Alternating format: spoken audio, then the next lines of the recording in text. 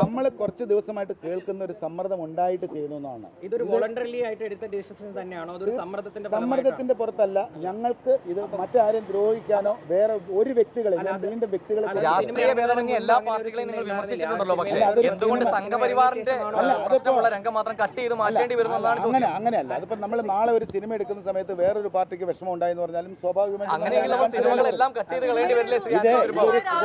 Cinema ഒരു ആവിഷ്കാരമാണ്. അതിന് ഇത്തരത്തിൽ കടന്നാക്രമിക്കുമ്പോൾ അതിന് കൊടുക്കേണ്ടി വരുന്ന ഒരു ഗതിയാണല്ലേ സത്യത്തിൽ? അങ്ങനെ അല്ലാതെ ഇതിനെ വളരെ പോസിറ്റീവായിട്ട് എടുത്താൽ മതി. ഇതിനെ നന്നായിട്ട് എടുത്താൽ മതി. അങ്ങനെയെങ്കിൽ എത്ര രംഗം കട്ട് ചെയ്ത് മാറ്റേണ്ടി വരും? എല്ലാ പാർട്ടികളും ഇങ്ങനെ വന്നാൽ എമ്പുരാൻ പൂർണ്ണമായും കട്ട് ചെയ്ത് മാറ്റേണ്ടി വരില്ലേ? എല്ലാ പാർട്ടികളും ഇങ്ങനെ വന്നു കഴിഞ്ഞാൽ എമ്പുരാൻ പൂർണ്ണമായും കട്ട് ചെയ്ത് മാറ്റേണ്ടി വരില്ല. കാരണം ഒരു പൊളിറ്റിക്കൽ ഫിലിമാണ്. വിവാദങ്ങൾ പടത്തിന് ഗുണം ചെയ്തോ? സിനിമ നമ്മൾ ഉദ്ദേശിച്ച പോലെ ജനങ്ങൾ സ്വീകരിക്കുന്നു എന്ന് പറയുന്നതാണ് എന്നെ സംബന്ധിച്ച് ഏറ്റവും തീർച്ചയായിട്ടും സ്വീകരിച്ചല്ലോ. ജനം സ്വീകരിച്ചിട്ടുണ്ട്. ജനം ഭയങ്കരമായിട്ട് സ്വീകരിച്ചിട്ടുണ്ട്. തീർച്ചയായിട്ടും ഉണ്ടാവും മൂന്നാം ഭാഗം. ഈ സൈബർ ആക്രമണത്തിൽ ബുദ്ധിമുട്ടുണ്ടായിട്ടുണ്ടോ? അല്ല, അങ്ങനെ നമ്മൾ ഈ സമൂഹത്തിൽ ജീവിക്കുന്നതല്ലേ, ഇതുപോലുള്ള കാര്യങ്ങളിലൂടെ തന്നെയാണല്ലോ നമ്മൾ എല്ലാവരും ജീവിച്ചു പോകുന്നത്. അതിന്റെ കൂട്ടത്തിൽ ഒരിക്കലും പൃഥ്വിരാജിനെ ഒറ്റതിരിഞ്ഞ് ആക്രമിക്കേണ്ട കാര്യമില്ല. പൃഥ്വിരാജും ഞങ്ങളും എല്ലാവരും ഒന്നായിട്ടെടുത്ത തീരുമാനമാണ് ഈ സിനിമ. ഉണ്ട്, മുരളി ഗോപിയും ഉണ്ട്. അല്ല, അത് ഏതാ ഇല്ല. ഞാൻ എന്ന വ്യക്തി മനസ്സിലാക്കുന്നു അതിൽ അതൃപ്തി ഉണ്ടെന്ന്. ഇല്ല, അങ്ങനത്തെ കാര്യം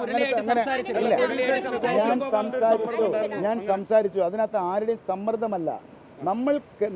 നമ്മളുടെ ജീവിതയാത്രയിൽ നമുക്ക് മറ്റുള്ള ആൾക്കാർക്ക് ആർക്കെങ്കിലും വിഷമം ഉണ്ടായാൽ അതിനെ കറക്റ്റ് ചെയ്യേണ്ട ഉത്തരവാദിത്വം ഞങ്ങൾക്കാണ്.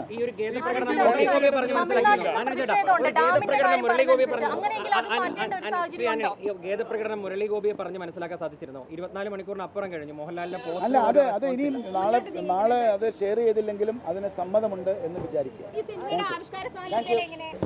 ഓക്കെ, സന്തോഷമായിട്ടിരിക്കുക. വളരെ സന്തോഷം.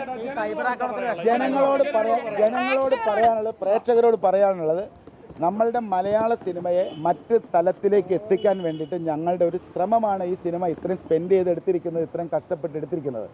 ഇതുപോലുള്ള വിജയങ്ങൾ സമ്മാനിച്ചാൽ മാത്രമാണ് ഇനിയും ഫ്യൂച്ചറിലും ഇതുപോലുള്ള സിനിമകൾ നിർമ്മിക്കാൻ പറ്റുള്ളൂ, സഹകരിക്കാൻ പറ്റുള്ളൂ. എല്ലാവരോടും സഹകരിക്കാം.